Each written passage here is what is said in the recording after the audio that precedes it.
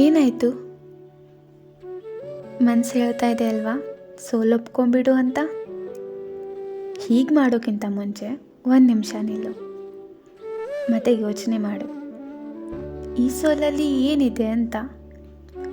ಇವಾಗ ಈ ನೋವು ನಿನ್ನ ಮನಸ್ಸಿಗೆ ನೋವು ಕೊಡ್ತಾ ಇರ್ಬೋದು, ಆದರೆ ಮುಂದೆ ಒಂದಿನ ಇದೇ ನೋವು ನಿನ್ನ ಮನಸ್ಸಿಗೆ ಶಕ್ತಿ ಕೊಡುತ್ತೆ.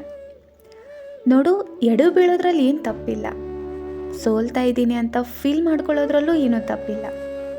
ಆದರೆ ಏನು ಮಾಡಲ್ದೆ ಹಾಗೆ ನಿಲ್ಲೋದ್ರಲ್ಲಿ ತಪ್ಪಿದೆ.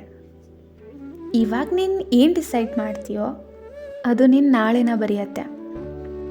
ಇವಾಗ ನೀನೇನಾದರೂ ಸೋಲನ್ನ ಒಪ್ಕೊಂಡ್ರೆ ಮುಂದೆ ಒಂದಿನ ನೀನು ಅಂದ್ಕೊಂಡಿರೋ ಪ್ಲೇಸಲ್ಲಿ ನಿನ್ನ ಥರನೇ ಇರೋ ಬೇರೆ ವ್ಯಕ್ತಿ ಬಂದು ನಿಂತಾಗ ಪಶ್ಚಾತ್ತಾಪ ಪಡ್ತೀಯ.